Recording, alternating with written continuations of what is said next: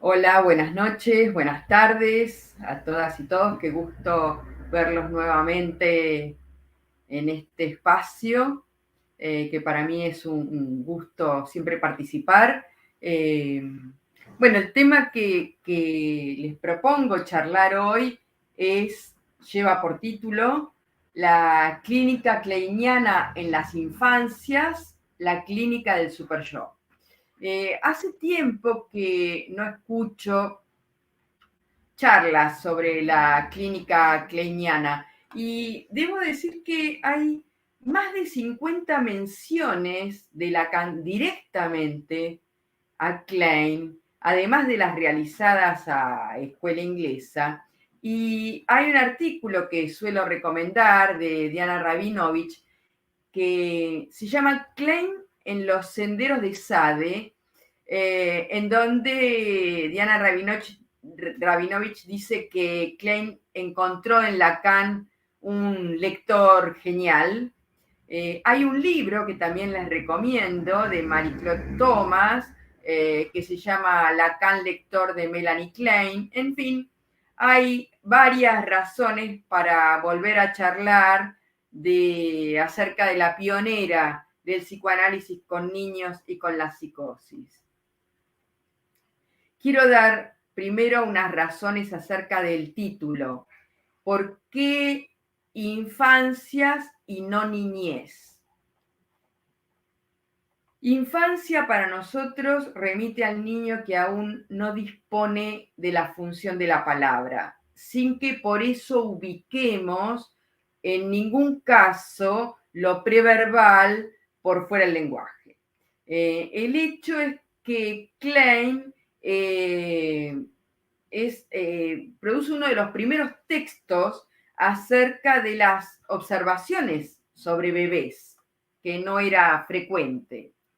Y tenemos, además, uno de sus casos más famosos, al que Lacan le dedicó varias páginas, varias horas de su enseñanza, en realidad, porque es del seminario, y Lacan no lo ha escrito, que es el caso Dick, ¿no? Un niño que no juega, que no dirige ningún llamado, que está a las puertas del lenguaje, pero carece de la función de la palabra, y eso no fue un impedimento para Klein, por el contrario, para tomarlo en tratamiento.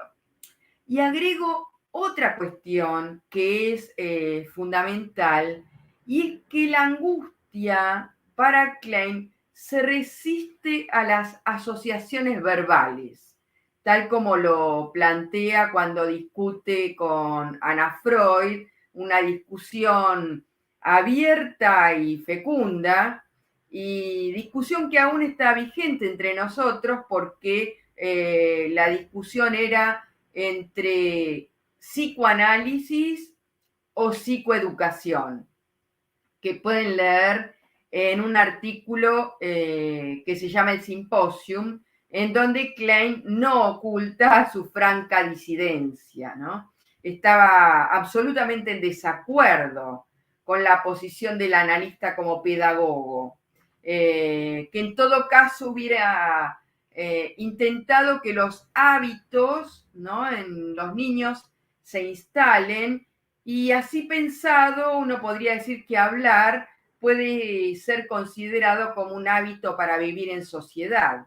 Klein no es la apuesta kleiniana en absoluto. Y Klein da los fundamentos de por qué un niño puede ser tratado por el análisis psicoanalítico, y la angustia como efecto del sentimiento de culpa es una de esas razones. La emergencia de este afecto, que resiste a ser puesto en palabras, convenció a Klein de que el análisis era una apuesta para liberar al niño de su mortificación, y que si la asociación libre no era posible, eso no sería un impedimento.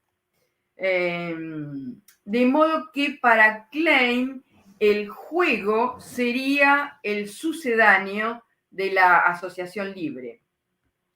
En ese sentido, el juego, los juegos, la caja de juego, los dibujos, lo que fuere, no es solo una técnica. La técnica, a mi juicio, está del lado de la táctica, que para Lacan era lo más libre que hay. Recuerden, táctica, estrategia y política. ¿Sí? La táctica es el escenario más libre para el analista, con lo cual no hay una técnica, no hay que hacer, diría, una fetichización de la técnica, más bien es del orden de la ocurrencia. No hay una vía privilegiada en el dispositivo analítico para una técnica en particular, sino que en todo caso esa técnica estará ordenada por esa cura en particular. ¿Sí? Para Melanie Klein, esto es textual, la convicción interna encuentra la técnica necesaria. De modo que poner el acento en qué técnica vamos a usar, qué juguete o qué juego, es poner el acento en la técnica cuando en realidad la idea es que el jugar constituye al niño. Entonces la idea es que se juegue. Para Klein es la forma de hacer hablar una lengua y valdrá como juego aquello que se puede transformar en juego en esa ocasión particular. De hecho, vuelvo al caso Dick. El caso Dick pone de manifiesto que un niño que no juega implica lo que llamo en esta ocasión así, porque no estoy apuntando a la cuestión diagnóstica, apunta, da cuenta de la mortificación psíquica, ¿sí? De modo tal que el juego efectivamente no es una técnica, sino que da cuenta de la constitución psíquica del niño. Que un niño pueda jugar, y tomo esa frase que es de Winnicott, un niño que pueda jugar y que adquiera la capacidad de estar solo, eso es un capítulo de un texto de Winnicott, da cuenta de un tiempo en la constitución psíquica. Entonces, ese pasaje necesario de ser un cuerpo a tener un cuerpo, es decir, disponer de un cuerpo para el juego, de un cuerpo que está fuera del otro, no es un pasaje natural, sino que requiere de operaciones psíquicas.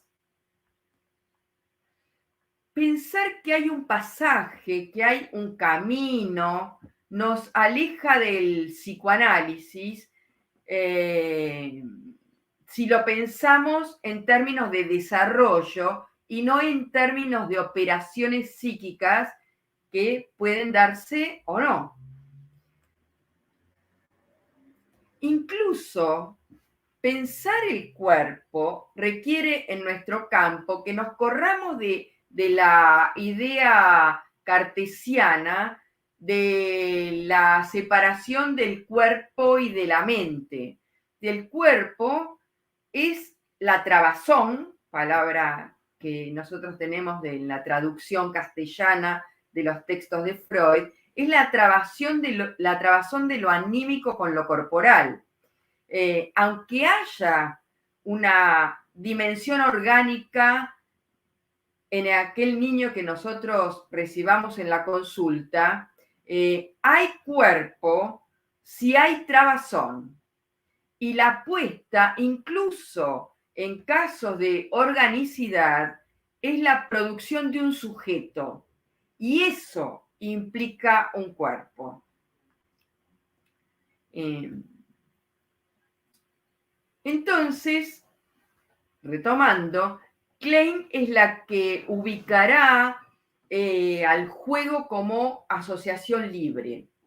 Es muy interesante digamos, que Freud haya estudiado el juego. De hecho, lo estudió no para el dispositivo, no para aplicarlo en el dispositivo, sino que para Freud fue un objeto de estudio teórico. Hay varios textos, varias oportunidades en las que de diferente manera Freud recupera el tema del juego. Por ejemplo, voy a dar algunos ejemplos, el criador literario, ¿no? En donde compara el juego y la fantasía. Freud hace una diferencia entre las fantasías conscientes y lo que será luego la fantasía fundamental, ¿no? Recuerdan la fantasía fundamental como la secuela del complejo de Edipo, pegan a un niño. En ese sentido, para Freud, el juego es lógicamente anterior a esa fantasía fundamental, pero en todos los casos implica una ganancia de placer. Después tienen el ejemplo de Más Allá, en donde todos conocemos el juego del Fordá, ¿no? Como ese logro cultural de la renuncia, frente a la renuncia pulsional de la partida de la madre, esa primera incluso parte del juego, la parte del Ford, es la que Freud ubica más allá del principio del placer. Por eso ese juego infantil está en ese texto. Y luego tienen los textos sobre el Edipo y la femineidad, en donde aparece el juego con los muñecos en dos tiempos muy interesantes y muy verificables en la clínica. El primer tiempo de ese juego es en donde el niño o la niña juega con un muñeco, en donde se trata de hacer pasivo, de hacer activo lo pasivo, ¿no? Como el juego del doctor, famoso juego del doctor, juego de la maestra, es decir, infinidad de juegos en donde el niño o la niña está identificado al adulto y el juguete es un doble especular de sí mismo. Y un segundo tiempo en donde el juego ya tiene otro escenario, que es el escenario de lo familiar, en donde ya el muñeco vale como un hijo y no como un doble de sí, y que es un segundo tiempo en el juego. Los que se dedican a trabajar en la clínica con niños, es muy probable que detecten esa diferencia en los juegos. Klein, como decíamos, ubica al juego en el campo de la asociación libre y va a pensar un mecanismo fundamental que es el de la personificación. Esto es muy interesante porque lejos de tener la idea de personajes que representarían a los objetos significativos para ese niño, el padre, la madre, etc., para Klein la personificación es de las instancias psíquicas, el yo, el ello y el superyo. Y es la base de la transferencia, entendiendo en principio la transferencia como ese lugar que el analista debe asumir es el rol que el paciente le asigne. Y el rol que el paciente le asigna es el de las instancias psíquicas, el yo, el ello y el superyo, que es el tema también de nuestro encuentro. Hay que tener en cuenta que para Klein hay un solapamiento entre la primera y la segunda tópica. Recuerden, la primera tópica, consciente, preconsciente, inconsciente, y la segunda tópica, yo, ello y superyo. ¿Por qué? Porque la clínica de Klein se orienta a partir del más allá del principio del placer y la segunda tópica.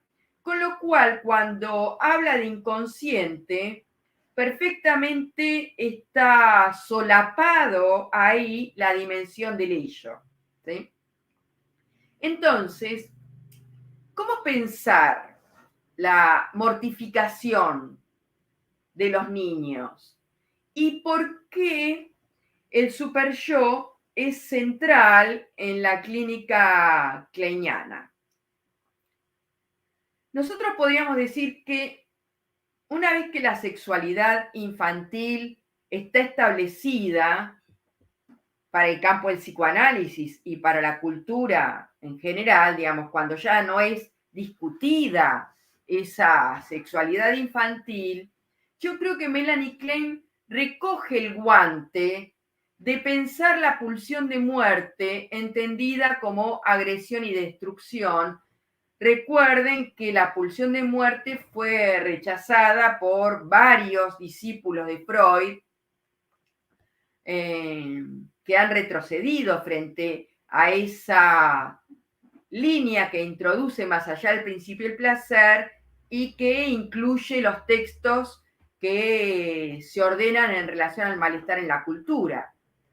Recordemos también que el exilio de Klein de Alemania a Inglaterra es anterior al de Freud, es 10 años antes de Freud, en una Europa asolada por la guerra, con lo cual, para Melanie Klein, podríamos pensar, tener esta hipótesis, que una de las preguntas es encontrar respuestas acerca del odio en la condición humana. Con lo cual, la condición para la vida, en algún sentido, era la tramitación de la pulsión de muerte. Hay un texto muy interesante de Julia Kristeva que se llama El genio femenino, en donde Julia Kristeva compara la banalidad del mal de Hannah Arendt, recuerden los juicios de Nuremberg, compara entonces a Hannah Arendt con Melanie Klein, en donde, digamos, hay cierto, digamos, hilo que atraviesa la obra de Klein, que está pensada acerca de cuál es el origen del huevo de la serpiente, ¿no? De ese nazismo que asoló a Europa. Con lo cual, digamos, Melanie Klein no piensa al niño solo como un perverso polimorfo de la sexualidad infantil, sino que también lo piensa bajo la lógica de la tramitación de ese sadismo primordial, si ustedes quieren, expresión de la pulsión de muerte en lo psíquico. De modo tal que para Klein hay ciertas operaciones psíquicas primarias que deben producirse, como por ejemplo la expulsión y la incorporación, que son solidarias de la posibilidad de que la vida anímica se sostenga. Es interesante que esa transposición al exterior, como a mí me gusta decir, mencionar, transposición al exterior de la pulsión de muerte, es retomada por Lacan también justamente cuando trabaja el caso Dick, que nos reenvía a leer el texto de la negación freudiana, texto que Lacan hace leer a Hippolyte, y que es un texto en donde justamente aparecen las operaciones primarias de expulsión e incorporación. Para Lacan, los términos kleinianos de proyección e introyección tienen un carácter imaginario que pueden reconducir ese carácter más bien simbólico cuando se utilizan estos términos como expulsión e incorporación, Austosum y Bejahung, que son los términos que usa Freud, y que es interesante que en ese texto de la negación, incluso Freud utiliza cierta metáfora pulsional oral, porque comenta aquello que es considerado como bueno se traga, ¿no? Es una metáfora pulsional oral, y aquello que es considerado como malo se escupe, se expulsa, se escupe, nuevamente una metáfora pulsional oral.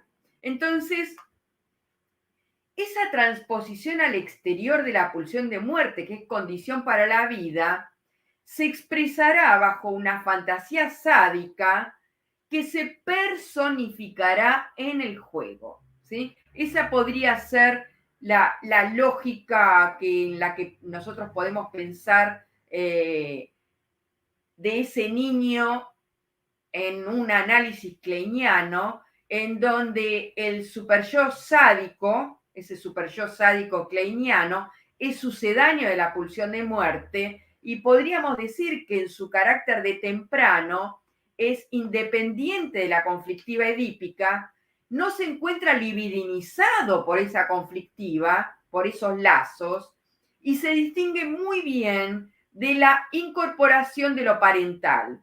Recordemos que tanto Freud como Melanie Klein ubican que el superyo es independiente de la severidad de los padres y que incluso padres benévolos, ¿sí?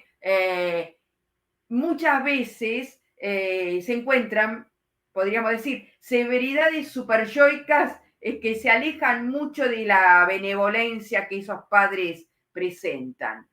Es un superyo, este superyo kleiniano, que en un primer tiempo se hace oír bajo una forma persecutoria, recuerden las posiciones en Klein, después lo comento brevemente, y luego bajo una forma depresiva, como puede ser el reproche o el duelo.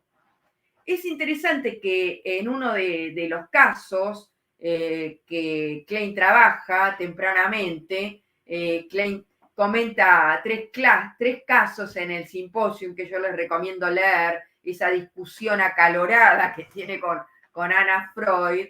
Tiene el caso Erna, el caso Jorge y el caso Rita.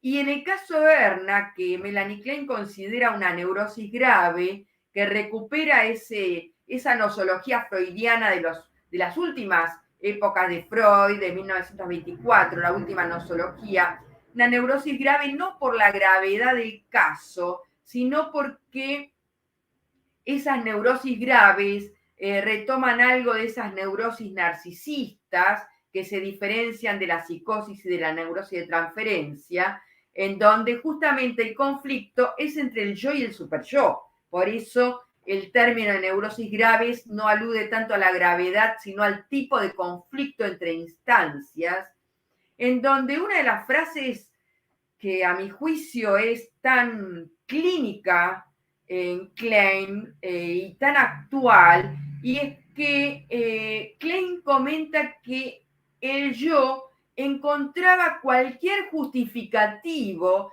para entregarse al sadismo del superyo sin restricciones. Una frase fuerte que retoma esa idea freudiana del masoquismo del yo y sadismo del superyo. A pesar de que para Melanie Klein el masoquismo no reviste el carácter primario que tiene en Freud, ¿no? Entonces, esta lógica de transposición al exterior de la pulsión de muerte implica una indicación clínica respecto de la transferencia, y yo creo que es una de las más importantes diferencias con Freud, y es que Klein valora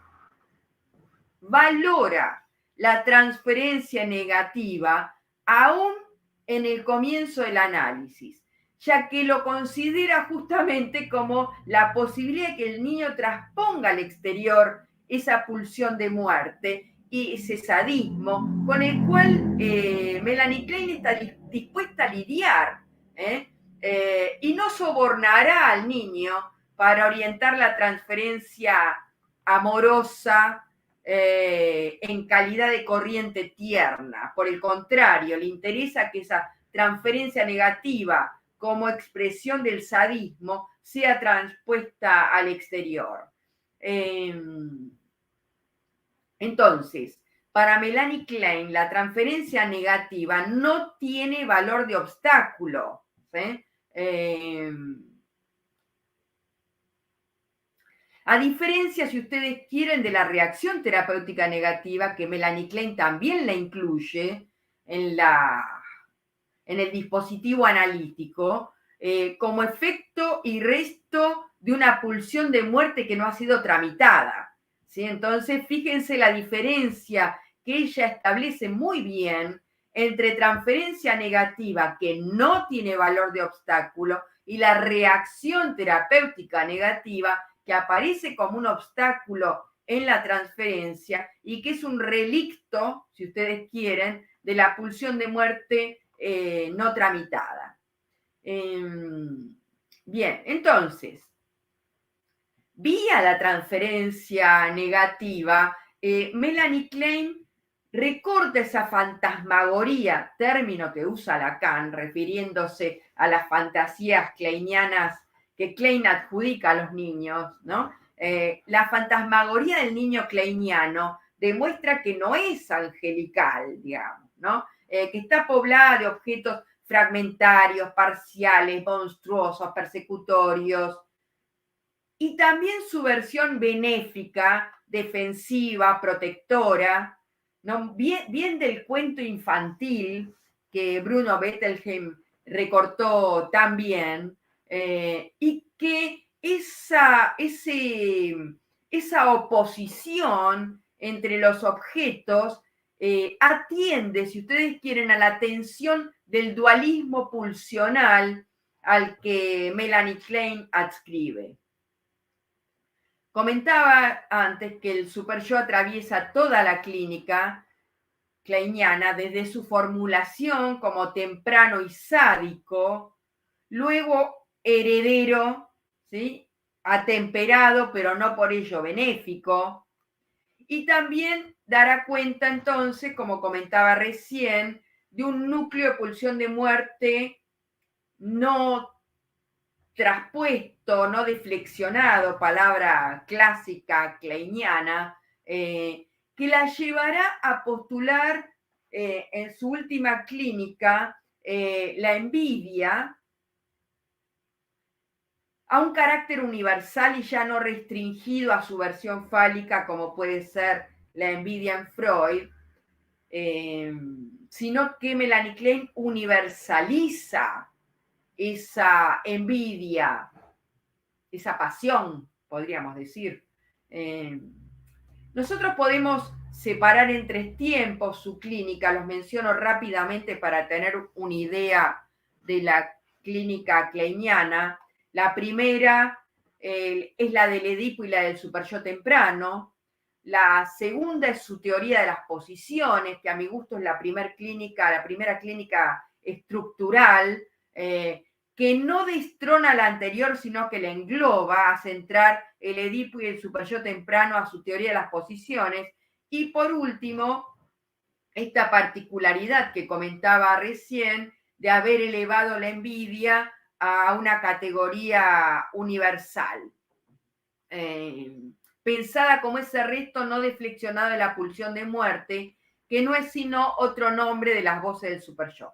Acá hay una pregunta de Susan que dice así: pero si la pulsión de muerte ya está tramitada, ¿por qué ocurriría una reacción terapéutica negativa? Excelente pregunta, justamente porque lo que Melanie Klein va a plantear es que la pulsión de muerte tiene un resto no deflexionado, no traspuesto al exterior, un resto, un relicto que va a dar cuenta de la reacción terapéutica negativa, y Melanie Klein va a situar a la envidia como reacción terapéutica negativa, en tanto el analizante rechaza la buena interpretación. Uno podría preguntarse, bueno, ¿por qué Melanie Klein consideraba que esa interpretación había sido rechazada porque era buena? Bueno, por los efectos.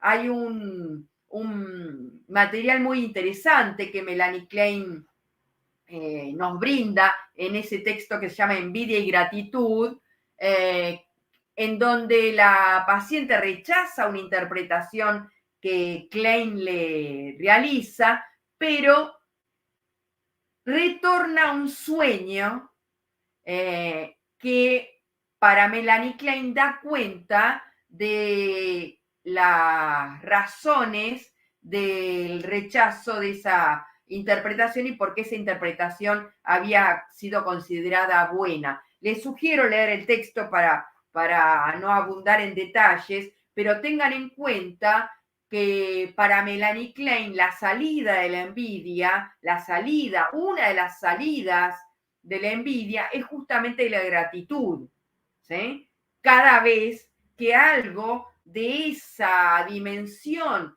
irreductible de la pulsión de muerte se nos presenta. Es cierto que no dejamos de ver cierto costado imaginario de esa pasión envidiosa en Klein.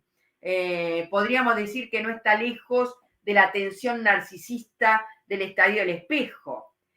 Pero hay otro costado de ese resto no tramitado que a mí me resulta muy interesante, ese resto de pulsión de muerte no tramitado, que creo que podemos recuperar en la tesis de Lacan de la paranoia de autopunición, el caso M, no sé si ustedes se acuerdan, cuando Lacan sitúa que el ataque de M es una transposición de su cacón, utiliza ese término, de su mal interior.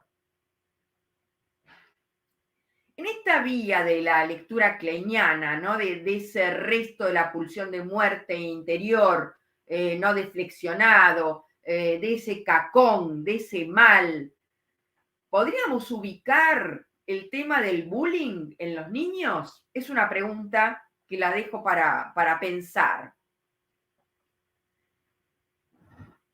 Bien, debemos agregar también en esta línea de recuperar esa dimensión del super yo feroz, cruel, que es una línea que ustedes van a encontrar en el texto del yo y el ello en Freud, que incluso Freud habla de un super yo materno, que van a encontrar en Lacan con la idea de un super yo feroz, obsceno y feroz, ¿no?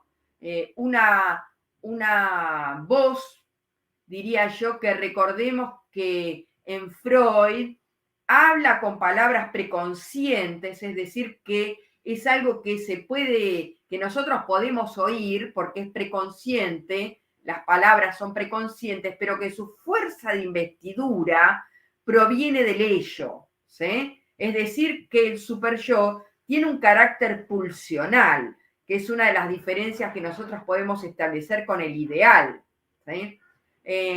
Y decía que es muy interesante que Klein fue una de las primeras en situar, en abonar la tesis, que es una tesis freudiana, de los que delinquen por sentimiento de culpa. Ella tiene un texto sobre criminología en donde lejos de pensar que aquellos que delinquen lo hacen a causa de una debilidad moral o de una debilidad del super yo, lo que ubica es la necesidad de castigo. Habría que hacer una diferencia entre necesidad de castigo y sentimiento de culpa que no vamos a meternos hoy, vamos a tomarlos como homólogos, pero sí es muy interesante que Melanie Klein no ubique, por supuesto no estoy hablando de todos los casos, sino de ciertos casos de la delincuencia. Delincuencia es una palabra un tanto intensa, un tanto fuerte, cierta conducta delictiva, digamos así, que está cerca del un super yo que exige castigo, ¿sí? Por supuesto, tenemos muchos psicoanalistas que nos han dado la oportunidad de pensar la cuestión de la delincuencia desde otra óptica, como por ejemplo Winnicott cuando habla de la deprivación, ¿sí? Otro capítulo. Acá María Fernanda González comenta que Freud plantea algo de esto efectivamente cuando habla de Dostoyevsky, ¿sí? Ustedes saben que Dostoyevsky tiene un pequeño libro que yo recomiendo mucho, que se llama Memorias en el subsuelo, ¿sí? Y que sitúa, empieza el texto diciendo soy un hombre malo, y uno ahí podría perfectamente ubicar cierta dimensión del superyo. Por supuesto es un libro, ¿sí? Una obra de arte, cierta dimensión del superyo y cierta dimensión melancólica del personaje del texto, por lo menos. Me interesa dedicarle un tiempito a un caso que a mí me gusta, un caso de un niño que atendí, que a mí me gusta decir que es un corte transversal en la clínica, ¿sí? ¿No? Cuando uno puede hacer un corte transversal y ubicar cierto momento fecundo del tratamiento analítico. Aquí me hace una pregunta Cristina Salgado. ¿Cómo equilibrar en la práctica clínica la muerte y la bondad con el paciente infante? ¿Y qué puede sugerir en el terreno de la gratitud? Bueno, voy a, quizás Cristina, comentando este caso, podamos charlar alguna cuestión de, para situar esta dimensión de, no tanto de la muerte, sino de la pulsión de muerte, quizás me faltó agregar eso, entendida como agresión y destrucción, ¿sí? La pulsión de muerte no, para Klein, no ubica tanto la dimensión de la muerte, que sí es una angustia de aniquilación inicial, ¿no? Que aparece en el nacimiento, sino que apunta a la dimensión de la pulsión de muerte entendida como agresión y destrucción. Por eso yo comentaba que hay un interés de Klein, y esto es lo que la emparenta en algún sentido a Hannah Arendt, de ubicar la razón del odio en la conducta humana, ¿no? Hannah Arendt hablaba de la banalidad del mal, de que no hay que pensar que el mal anida en alguien en particular, sino que perfectamente puede ser la banalidad del mal del vecino, ¿sí? ¿Soy un hombre malo? Pregunta Carlos Alberto Ortiz Gómez. ¿Soy un hombre malo? ¿No sería también una exteriorización del ello? Claro, sí sería, digamos, una exteriorización de la, tomando la Klein, ¿no? Digámoslo así, leyéndolo desde Klein, sería la puesta al exterior en un escrito de una acusación que el super yo le hace al yo, podríamos decir. Hay que recordar que el super yo, y por eso yo recortaba ese carácter pulsional, es un emisario del ello, ¿sí? Para Freud, en el texto del yo y el ello, el super yo podría responder, ser un subrogado del ello, en tanto exigía cada vez más renuncias y se alimenta de las renuncias que se le otorgan, ¿no? Entonces, esa exigencia superyoica se transforma en una nueva satisfacción, ¿no? En el padecimiento.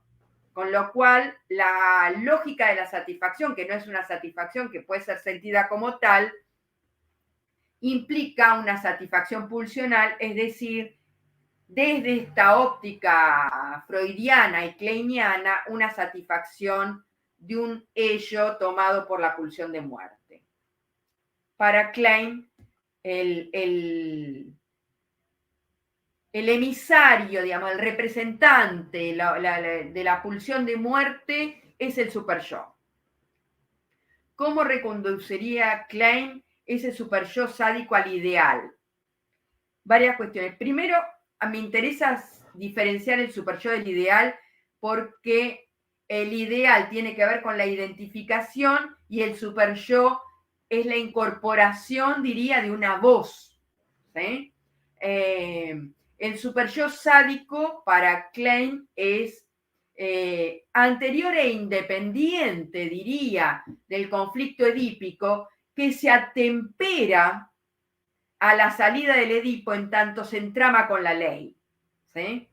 Entonces, digamos, el que le interesa leer el caso Dick, que claramente Klein, según palabras de Lacan, le enchufa el Edipo, para Melanie Klein, la dimensión edípica tenía que ver también con poder introducir algo de la libidinización, de la libido, ¿sí? Y de la salida del Edipo, que va a implicar siempre una temperancia del superyo en tanto se organiza en las vías de la ley, ¿no? Que permite que se desee conforme a la ley del incesto, por supuesto. Entonces, no es tanto que hay que llevar el superyo al ideal, el ideal tiene que ver con las identificaciones, el superyo tiene que ver con las pulsiones.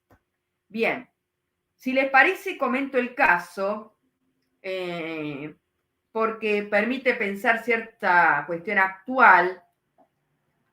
Si están de acuerdo, me hacen un guiño y avanzo con el caso. ¿Voy? Vamos. Ok.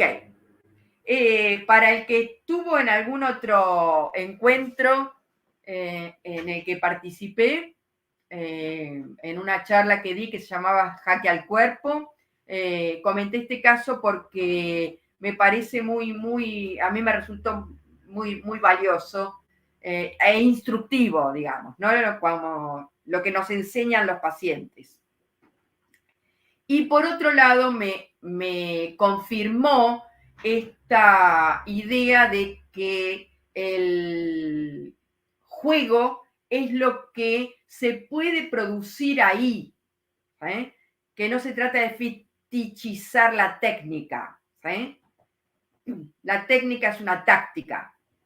Muy bien. En este paciente que les quiero comentar es un niño, ¿no? La basura ocupó un lugar privilegiado, digamos, para el juego, ¿no? Teníamos que ir a la cocina a ver qué había en la basura. En algunas oportunidades quiso meterse adentro del tacho, no sé cómo se dirá en otros lugares, acá se dice tacho de basura, ¿sí? Entonces en algunas oportunidades quería meterse dentro del tacho. Y luego logramos que solo curioseara, ¿sí? La curiosidad infantil que tiene algo de una tentación, introduce otra cosa, ¿no? Curioseara apuntando entonces a situar alguna tentación, jugando a ver qué hay. ¿Sí? En otro tiempo el juego era tirar lo que le parecía feo, no a sí mismo, ¿sí? Otra cosa que le pareciera fea. Luego de una intervención en la que le conté que había encontrado un montón de papeles que ya había usado, que se podían juntar para reciclar, es decir, ¿no? Tener otro valor, la actividad lúdica consistió en que mientras juntábamos los papeles, podíamos hacer bollitos y jugar a encestar. Esto ubicó un lugar más valioso, más agalmático, diría Lacan, más brilloso, ¿sí? Que iba del tacho de basura al cesto de los papeles, ¿sí? Entonces el juego pasó justamente a ser invocar bollitos de papel que tenían el valor agregado de ser reciclables, de transformarse en algo que importa. Entonces, del tacho de basura al cesto hubo una apuesta de separación, si ustedes quieren, de esa voz que podría haber dicho sos una basura, ¿sí? Y un intento de justamente darle un brillo, libidinizar, agalmatizar ese cuerpo. Entonces, digo, esto es algo de la clínica actual que puede ser leído en clave, si ustedes quieren, kleiniana, pero que bueno, me parecía interesante poder ilustrar con algún caso actual algo de esa dimensión del super yo que puede llevar a un chico a meterse adentro de la basura, ¿no? Entonces, tratar de hacer de aquello que nos traen los pacientes un juego. Bueno, esto es un poco lo que tenía para comentarles. Me gustaría si tienen preguntas para hacer. Si no, decir, Bárbara Guardado me dice, o sea, el niño se recicló. Bueno, decir que el niño se recicló no lo diría así estrictamente, me parece interesante la idea, pero sí lo que me parece es que el niño se separó de ser una basura a poder encontrar en aquello que se pone en algún cesto algo valioso y que no sea él. ¿Sí? Esa separación que podríamos decir, esa dimensión melancólica que Freud sitúa, la sombra del objeto recae sobre el yo, me parece que se puede leer en esa lógica, digamos, ¿no? Luis Rodríguez Vieira me pregunta, desde mi desconocimiento de la teoría kleiniana, ¿qué papel juega el estrago materno? Bueno, es una pregunta excelente, Luis, porque es muy interesante que para Klein el otro de los cuidados, que podríamos llamarlo así, la madre, el padre, la madre, en principio, digamos, tiene el valor de imago, ¿sí? Es decir, que ella no toma la lógica del estrago materno, no desconoce que la madre tenga un lugar en esa, en la vida de ese niño en absoluto, pero yo diría que no toma la lógica de que la madre pueda realizar un estrago. Sí lo que toma, que me parece muy interesante, es que en la conflictiva edípica, ella lo llama así, ella sitúa a la madre como la primera castradora, ¿sí? La sitúa así. Entonces, Susan, entonces tu propia metabolización adulta de que un ser humano no es una basura pudo haber ayudado al niño al no meterse al tacho de la basura. Bueno, qué pregunta. Bueno, claro, digamos, pensar, digamos, la posibilidad de que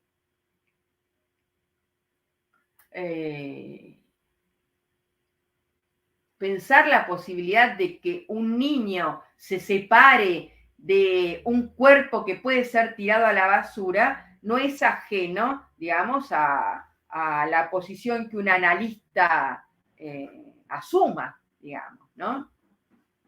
No sé si es exactamente esa tu pregunta. Les quiero contar mi recorrido, por qué llegué a Klein. Mi formación fue de Freud a Lacan y de Lacan a Klein. Me parece un recorrido y quizás tenga que ver con la época que me tocó atravesar, formarme. Tengo 65 años, si tuviera 80, a lo mejor el recorrido hubiera sido distinto. Pero a mí me parece muy interesante leer a Lacan, para ir a leer a Klein. Me parece un recorrido que por lo menos a mí me resultó fructífero. ¿Sí? No podría decir mi metabolización adulta, pero sí podría situar la dimensión del análisis del analista en este punto, ¿no? Luis me pregunta, ¿cómo juega el tema del niño deseado en la teoría de Klein? También muy interesante tu pregunta, porque el término deseo no es un término que Klein use, ¿sí? Y a Klein, digamos, si ustedes leen los casos de Melanie Klein no le dedica un tiempo particular a las entrevistas a los padres. De hecho, a Melanie Klein le interesa las imagos de ese niño, en todo caso, respecto de sus objetos primarios de amor. Y sobre todo le interesan las instancias psíquicas. Patri Cast pregunta cómo el juego de un niño muy angustiado que aún no ha simbolizado a la madre. Melanie Klein toma la angustia, voy a responder desde Klein porque ese es nuestro encuentro de hoy. Melanie Klein toma a la angustia como un efecto de la pulsión de muerte, ¿sí? Y Melanie Klein ubica a la madre como objeto unificado, ahí voy. Melanie Klein ubica a la madre como objeto unificado en la posición depresiva, ¿sí? Que es, para el que leyó algo de Klein, esto que yo llamo la primer teoría estructural, posición esquizoparanoide y posición depresiva. En la posición esquizoparanoide, en donde el superyo es efectivamente persecutorio, la angustia persecutoria, la madre vale como un objeto parcial. La madre se constituye como un objeto unificado cuando puede aparecer el duelo, la dimensión del penar por perderla, poder perderla, con lo cual es ahí en donde adviene como objeto de amor. A ver, la pregunta. No sé si Patrici respondí. Carlos, la basura era algo deseable para el niño, pero era dirigida hacia el otro, era usada como algo malo para el otro. No, el problema era que este niño, al ubicarse él adentro del tacho, al jugar a ver, lo transformamos en un juego, ¿sí? El chico iba a querer meterse en el tacho, con lo cual no hablaría ahí yo de deseo, no deseable para el niño. El niño iba al tacho y buscaba meterse adentro. Transformamos eso que el niño trae en un juego. De hecho, hay niños que no traen juegos, ¿sí? En donde aparecen cierta dimensión que es difícil transformarla en un juego. Que un chico rompa cosas del consultorio no es un juego, hay que transformar eso en juego, ¿sí? De manera tal que yo no justamente diría que no había una transposición al exterior de la pulsión de muerte si pensamos en términos kleinianos, porque él mismo estaba no separado de ese objeto considerado como malo. Susan me dice que mi sentido de humanidad ayuda a ese niño. Bueno, muchas gracias. Creo que todos tendríamos ese sentido humanitario. ¿Qué posición sobre el autismo es de la teoría kleiniana? Qué buena pregunta, Luis. Muy buena pregunta, porque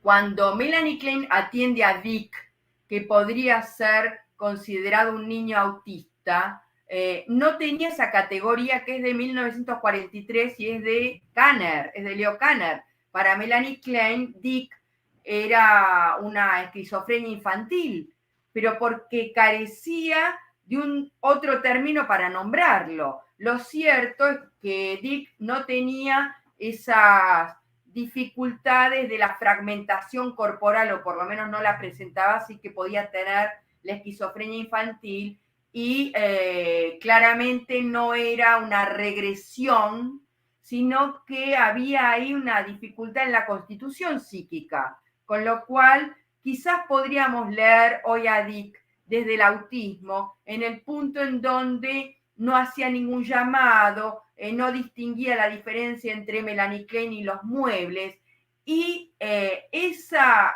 intervención brutal de Melanie Klein le permite a Dick esos tres elementos de los cuales Dick disponía, esas tres palabras, esos tres juguetes, tren pequeño, tren grande y estación, le permite a Melanie Klein armar una escena edípica y eso que aparecía como disjunto, poder ponerlos en relación, porque ¿qué es el Edipo sino poner ciertos términos en relación discursiva? Le permite a Dick, algo que es muy interesante, que es la posibilidad del llamado. Dick llama a la niñera, le dice a Klein, pobre Melanie Klein, pobre Klein, le permite la función del llamado. Y esto es muy interesante porque nosotros suponemos que el niño depende porque es desvalido o aparece el desvalimiento biológico o anímico, cuando en realidad el niño sitúa en sí mismo la dependencia a partir del lenguaje, cuando se da cuenta de que el otro está ausente. ¿Sí? Entonces la dependencia es lo que permite, digamos, perdón, al revés, es el llamado lo que da cuenta de que ahí se instala la dimensión de la dependencia. ¿Qué contribuciones, Gon Castro, qué contribuciones teóricas kleinianas le aportó en su clínica a diferencia de Freud y Lacan? En mi clínica. Yo creo que yo pienso el psicoanálisis en términos de continuidades y rupturas, con lo cual a mí me resultó muy interesante la lectura que Lacan realizó de Klein. Y no sé si hubiera podido acercarme a Klein si no fuera por Lacan. ¿Qué me aportó? Me aportó poder pensar en la dimensión de la pulsión de muerte desde otra óptica, de diferenciar perfectamente la transferencia negativa. Esto de no rechazar a un niño por la transferencia negativa, de no querer conquistar a un niño, sino de poder trabajar con la transferencia negativa, me parece un valor clínico sustancial.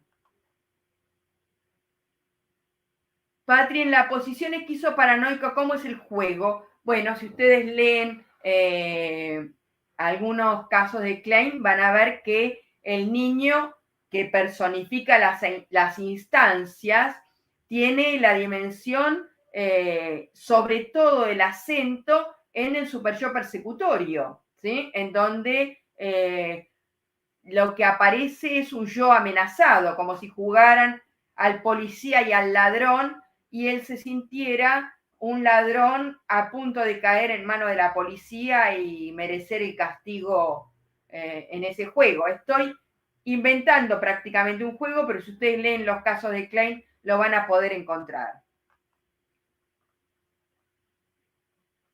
Armando, ¿qué lugar ocupa la depresión en la posición depresiva? No es tanto la depresión, sino que Melanie Klein va a ubicar la posición como configuraciones.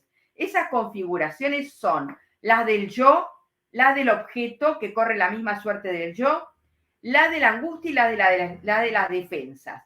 Y la angustia en la posición esquizoparanoide es depresiva, es persecutoria, discúlpenme, y la angustia en la posición depresiva es una angustia depresiva cercana al duelo. ¿Sí? Melanie Klein va a ubicar que la salida de la posición depresiva es la reparación. ¿Sí? Patri, si el niño permanece en posición esquizoparanoide siendo adulto, ¿será un sádico? No. Melanie Klein no toma esos términos. No respondería así. Pero ¿por qué es interesante pensarlo como la primer lectura estructural? Porque Melanie Klein dice que si bien hay cierta progresión entre la posición esquizoparanoide, que es fragmentaria, parcial, persecutoria, a la posición depresiva, que es unificadora, que permite el duelo, el objeto de amor. Lo cierto es que, por ejemplo, la emergencia de la envidia da cuenta de que hay algo de la posición esquizoparanoide que se filtró en la vida adulta. O, por ejemplo, cuando aparece cierta angustia persecutoria o un superyo sádico. El sadismo es con el yo, no es con el otro. Melanie Klein no se dedica a las perversiones o, entre comillas, perversiones, al sadismo y al masoquismo, entendida como perversiones, y esa es la pregunta de Patri, sino al sadismo del superyo con el yo. ¿Sí? Entonces, perfectamente, en un adulto puede aparecer un superyo obsceno y feroz que tome al yo como objeto de su sadismo. ¿Sí? Bien. ¿Qué factores podrían influir si un niño de 12 años, me pregunta Ariel, activamente en la sesión a través del juego, pero al intentar una conversación fuera del juego entra en un mutismo total? Bueno, si entra en un mutismo total, habrá que implementar otra alternativa, ¿sí? Y que haya ahí un mutismo, habrá que ver cuáles son las razones. Con lo cual, vuelvo, no hay que fetichizar la técnica, pero en todo caso me parece importante en un caso en donde un niño debiera disponer del habla, porque aparece la dimensión del mutismo. Si siguiéramos en esta línea de la pulsión de muerte, podríamos decir que hay una dimensión de la pulsión de muerte que tiene que ver con la mudez. ¿Sí? Entonces hay que ver de qué se trata ese mutismo.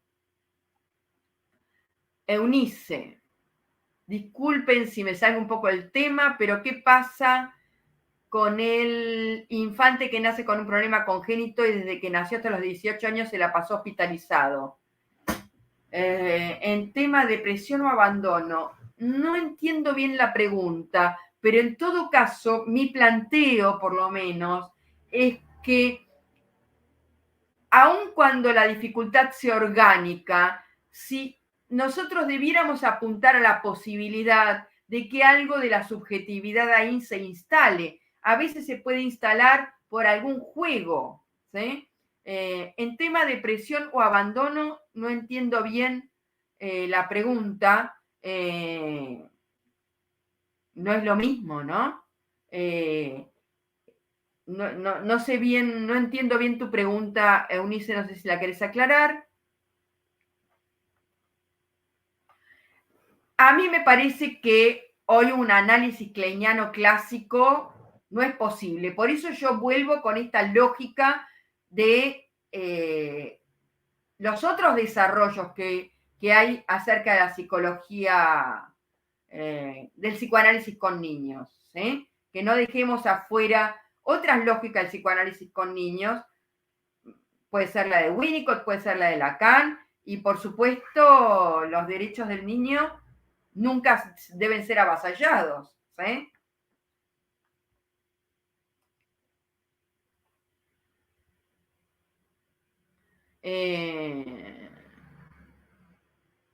Desde la clínica de Klein, Klein toma la depresión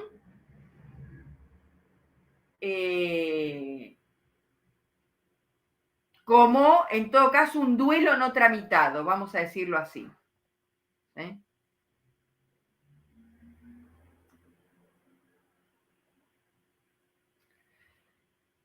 Desde Klein, Susan, desde Klein, claro, esas modalidades de la defensa que son de las configuración de la posición esquizoparanoide, perfectamente podrían ser ubicadas dentro del término borderline. No es un término que yo use. A mí me gusta más las neurosis narcisistas, que en realidad es un término freudiano, ¿sí? Pero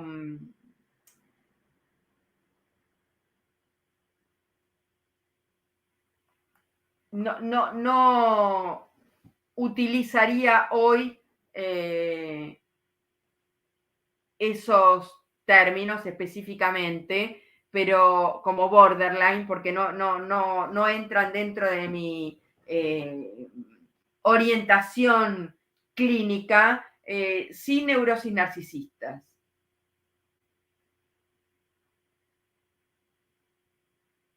La caja de juegos, Pátricas, preguntás. Yo vuelvo con esto. A mí me parece que hay que transformar en juego lo que el niño trae. ¿Sí?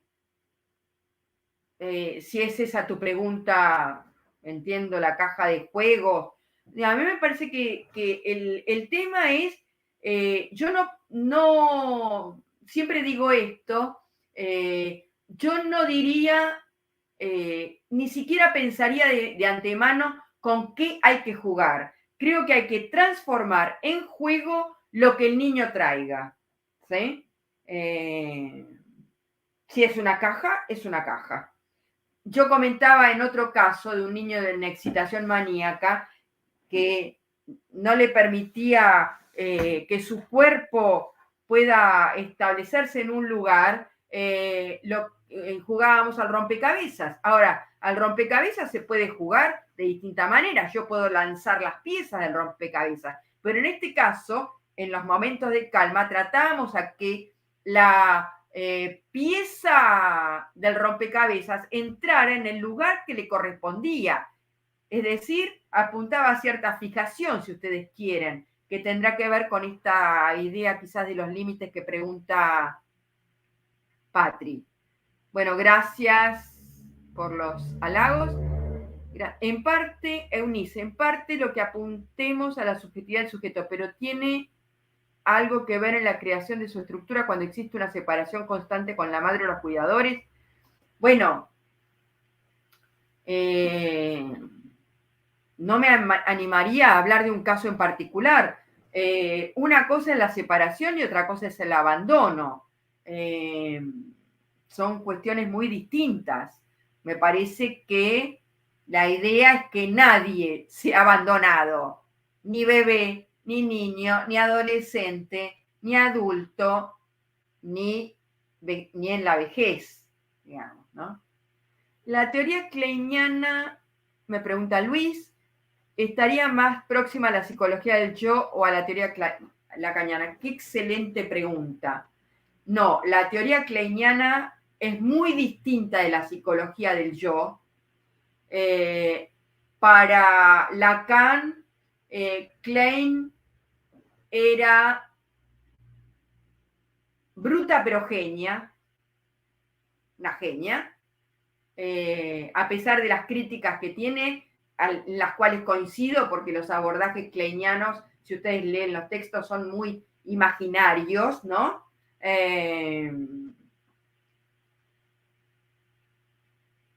De manera tal que yo no la acercaría a la psicología del yo en absoluto, y por supuesto tampoco es lacaniana porque si existe una escuela francesa es porque la escuela inglesa resultó insuficiente. Yo soy de la idea de pensar de que si surge una nueva escuela es porque viene a dar respuesta de ciertos conceptos, nociones y términos que la escuela que le precedía no respondía, ¿sí? De manera tal que las escuelas surgen a mi gusto como respuesta, de manera tal que la escuela francesa es una respuesta a ciertos desvíos que había producido la psicología del yo que es la que han tomado los norteamericanos, y también, por supuesto, tiene sus grandes críticas a la escuela inglesa. Si ustedes leen los textos, la crítica a la noción de transferencia que tiene Lacan hacia la escuela kleiniana es importante. Klein más cerca de Green, no sé, digamos, me parece que hay lacanianos que leen a André Green y hay kleinianos que leen a André Green. Creo que lo que sí me parece que es una pena es que nosotros leamos a algunos interlocutores de Lacan y no hayamos leído a Klein y no hayamos leído a Freud, por ejemplo. A ver, creo que... Gracias, Ana. A ver, Susan. Creo que Eunice se refiere a los descubrimientos de René Spitz con los bebés de la Segunda Guerra que se deprimían y morían por no ser tocados, ni mirados, ni hablados, y lo llama depresión anaclítica. Exacto, esa es otra cuestión, el marasmo, y esto da cuenta de por qué un niño, nosotros podemos enchufarlo a un surtidor de leche, es decir, asegurarle la nutrición y que sin embargo se mueran porque ahí no hay ningún otro que le dé un estatuto simbólico a ese cuerpo. ¿Sí? Anna Freud y Klein tuvieron grandes confrontaciones desde lo teórico y por supuesto desde el lugar ante el padre del psicoanálisis, parte de la historia del psicoanálisis. Sí, fundamental leer. Mi sugerencia es que lean ese texto que se llama El Simposium, en donde Klein discute punto por Anna Freud, y que después puedan leer algunas cuestiones del seminario 1, en donde Lacan habla de Anna Freud y habla de Klein. Alinka Ríos, la transformación en juego de lo que el niño trae, lo hace el analista y el niño en conjunto, el analista propone.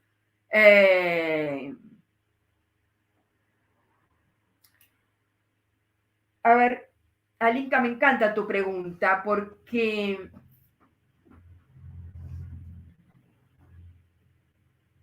uno podría preguntarse si la intervención analítica tiene una flecha que va del analista al analizante. ¿Sí? Una flecha direccional, ¿no? Vector que se dirige. O es algo que se produce entre lo que el analista propone, para tomar tus términos, Alinka, y lo que el analizante hace con eso. Ya sea escucha, responde, juega. ¿Sí? Este caso que yo le comenté al niño, y la verdad que no lo tenía previsto, tengo un montón de papeles, los podemos reciclar, porque la verdad que tenía un montón de papeles escritos que ya no iba a usar y que los podíamos reciclar. Bueno, lo que apareció ahí era hacer un bollito. Luego apareció el encestamiento. ¿Quién lo produjo? Yo no podría decir, fui yo. Yo, Estela Eisenberg, fue algo que se produjo en el dispositivo analítico. No sé si te respondí al Inca. Exacto, hospitalismo, marasmo.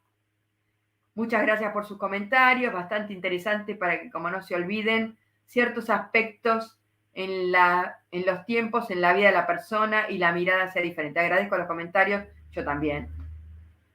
¿Qué opinión tienen del análisis directo de los niños?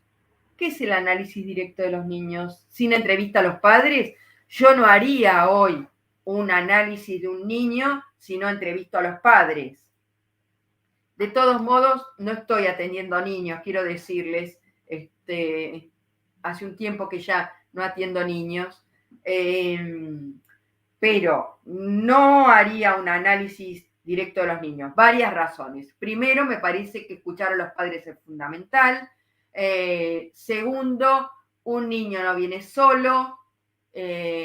tercero, diferenciaría lo que dicen los padres de lo que dice un niño. No sé si te respondí, Patri. Eunice le agradece a Susan. Bueno, les agradezco a usted. No, un texto cuyo autor no recuerdo en este momento, disculpen. A ver. No sé, Eunice. Patri, a ver. Busco, Patri, algún comentario tuyo anterior. El uso del juego virtual, ¿cómo se dice el sujeto? Esa fue tu intervención, Patri. No. ¿Podría hablarnos del psicoanálisis de niños dentro de las instituciones y el pago desde Klein? Ah, caramba. Ana Laura. El pago no es un término que Klein habló. Imagínense que si ella inaugura el psicoanálisis con niños, no se recibía aún a los niños en las instituciones. No me parece que haya ninguna dificultad para atender a un niño dentro de una institución. Y no siempre los pagos son posibles.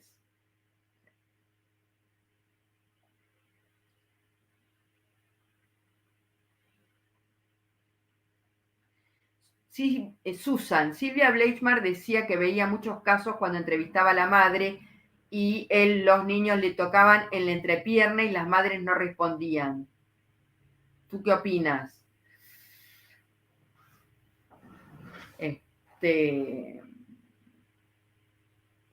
No sé bien a qué apunta tu pregunta. A mí me parece que recibir a un niño con la madre implica, en todo caso, una toma de decisión, ¿no? Una decisión que uno toma respecto de ver en qué consiste ese vínculo, ese lazo. Con lo cual, bueno, uno puede observar, puede intervenir y puede deducir algunas cuestiones acerca de el lazo entre la madre. Y cuando yo digo madre no me refiero a las mujeres, sino a aquel o aquella que se ocupa de ese niño. El autor es Rosen. Desconozco, Patrick.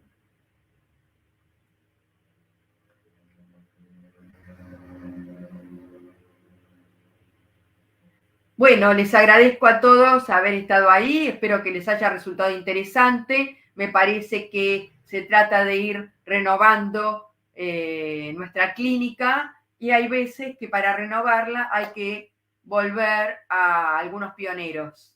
Gracias a todos, que estén muy bien. Después me cuentan.